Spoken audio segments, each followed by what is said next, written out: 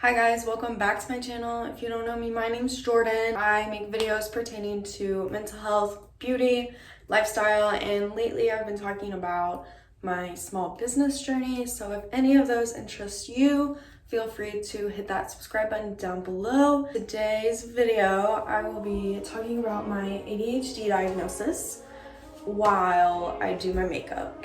So yeah, let's get into it.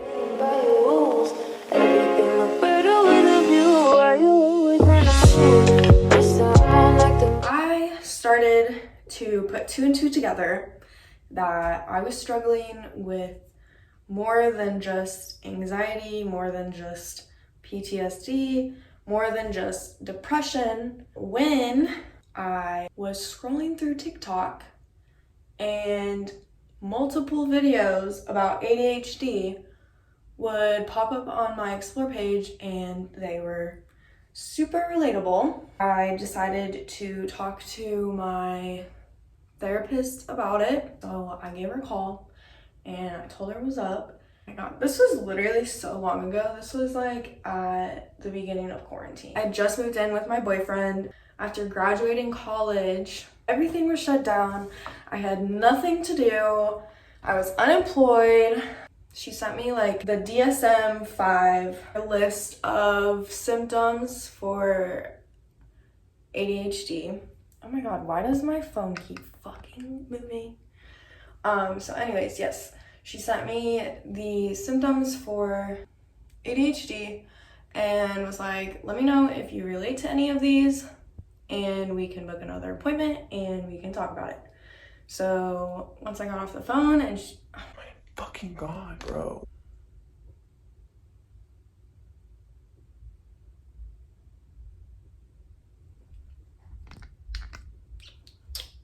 Are you done? I think so. Okay. I related to literally all of them. If I have the pictures still, I'll insert them right here so you guys can kind of see what was on it. Diagnosis would be you have to relate to 10 out of 12 of, I think there was 12 of them. So you have to relate to 10 of them at least. And she was like, okay, yes, like I agree. I can see how you might have ADHD. She was basically like, schedule an appointment with a psychologist to get tested for ADHD, and she sent me people's info. So then it took me a few months to actually make an appointment. I finally get to the point where I schedule an appointment. I go to this appointment and we sit down and we talk for like an hour. Oh, this is important. So when I scheduled the appointment, she sent over a like worksheet that she wanted me to fill out beforehand. So it was like topics of like symptoms of ADHD that I had to fill out and like how intense they were for me. Have they ever changed? When did they change? Why did they change? I noticed that while I was filling it out, a lot of my symptoms got worse when I was unemployed, at home, didn't have a schedule. We talk about the sheet that I filled out. She just asked me like the same questions on the sheet, but like in person so I can explain more. And she also asked me like questions about my previous diagnosis, which if you haven't seen my other videos talking about my mental health, I have been diagnosed with depression and anxiety since freshman of high school. Honestly, when I was sitting there talking with her, I'm like, yeah, I've honestly had anxiety and depression my whole life, like from when I can remember. After talking to her more about the paper that I filled out, I took a depression test because, you know, I was feeling a little suicidal at the moment. She scored that test in the same hour that I was there, and I was moderately depressed.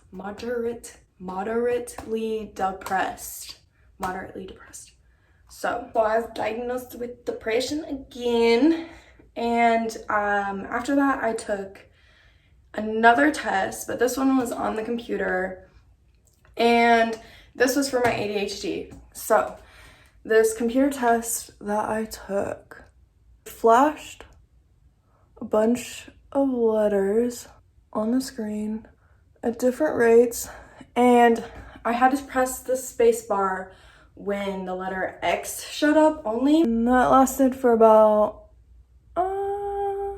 20 minutes. It was pretty long, honestly. Waited a few weeks to hear back about the results.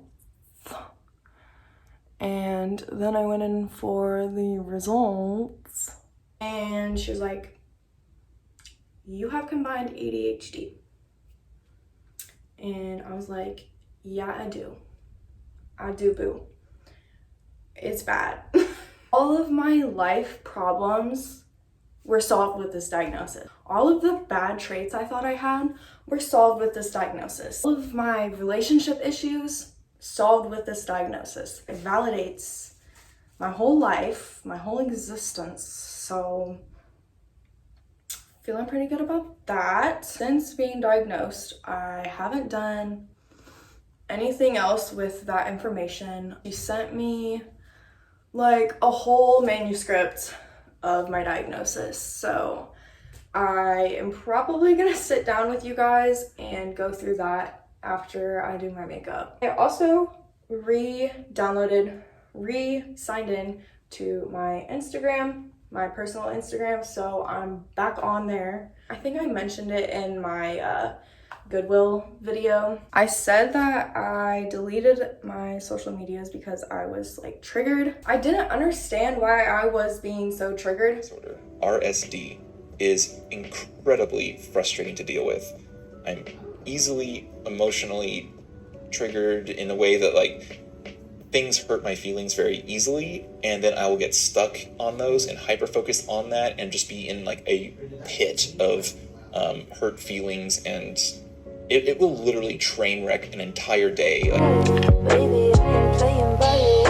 Alright, welcome to my candle studio. I need water, hold on. Alright, I have my water, I have my computer and my eval pulled up. I'll probably just insert this shit right here so you guys can see as well. The depression test that I took was called the Beck Depression Inventory. And I guess I also took an anxiety inventory. I don't remember doing that. Oh, and something that I forgot was that I did a self-report for like my ADHD, and she also gave me a observer report to bring back for someone else to fill out, and who better to fill that out than my boyfriend who I was living with. Rated myself on like a scale on different like ADHD symptoms and how they were affecting my life. So I'll also go through that as well. I think that's in here as well. Love that I have all of these notes right here because I can't remember shit for shit. The clinical interview, which is the very first time I walked in, I reported difficulties with sustaining attention, following through on tasks or instructions, organizing, is avoidant or reluctant to engage in tasks requiring my sustained mental effort, losing necessary items, becoming easily distracted, forgetfulness, frequent fidgeting or shifting while seated, physical restlessness, like on the go all the time. Bro, that shit fucks me up. Talking excessively. I reported frequent difficulties in my childhood completing chores and homework, in part due to feeling overwhelmed. Sitting down to do homework has always been like difficult for me. Even in college, like I had Zach do some of my reports because I would get overwhelmed with them. Even though they were like simple as fuck, okay? That's part of my executive dysfunction issue. I was persistently bored in class. I remember like having a necklace that I would chew on in class, and like I still can't sit still. I can't even sit correctly. Like this is how I'm sitting in my chair right now. Oh, so my symptoms of restlessness and difficulty staying seated like excelled in high school. I began to experience anxiety that was difficult to control. I also talked about in my other YouTube video where I talked about therapy in high school versus college. So after I graduated college, I had a prolonged period of unemployment due to COVID-19. I had much less structure due to, no job, no schoolwork. So I didn't have well-defined demands that I was required to meet, and I consequently experienced much more difficulty in managing life's demands. So yeah, after moving in with my boyfriend in 2020, my restlessness increased the conflicts in our relationship.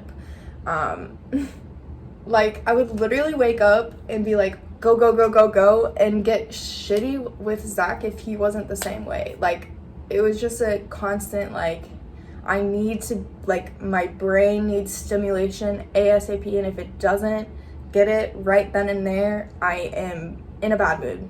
Okay, so the observer report and self-report of my ADHD symptoms. Zach rated my ADHD symptoms higher than I rated my own. Basically, he rated me very elevated on every single subscale, which is just funny. Like, getting another person's perspective on your mental illness is a very good thing, because it can take you out of your own head and be like, this is actually how you're acting, you're fucking crazy bitch. And thank God for Zachary. He puts up with my bullshit. I don't know why. I scored average on that computer test that I was talking about, which basically just says that I am average in life when I am not tasked with difficult things. Like I can function in society. Like, I am a functioning society member, basically. But when I'm hit with external issues, aka COVID, aka unemployment, aka stress, blah blah blah, that is where my ADHD symptoms fluctuate. Self-report and the observer report was consistent with inattention, sustained attention, and hyperactivity difficulties beyond that likely associated with mood or trauma-related difficulties alone. Both me and my boyfriend endorsed my experience of clinically significant difficulties relative to others in my age. It is likely my mood and trauma-related symptoms are having a further negative impact on my existing difficulties in these areas.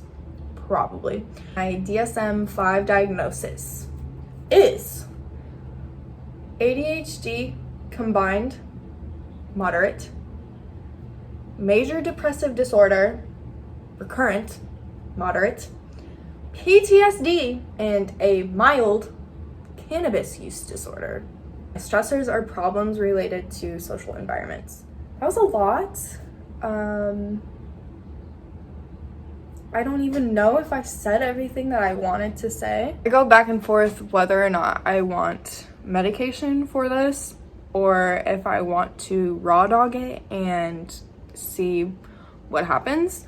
So I'm not really sure my plan of action yet, but when I do create one, I will definitely fill you guys in. Now that I am diagnosed with ADHD and understand the symptoms, looking back at my old YouTube videos, I just can picture where my ADHD was popping up. I made a YouTube video talking about bad mental health days.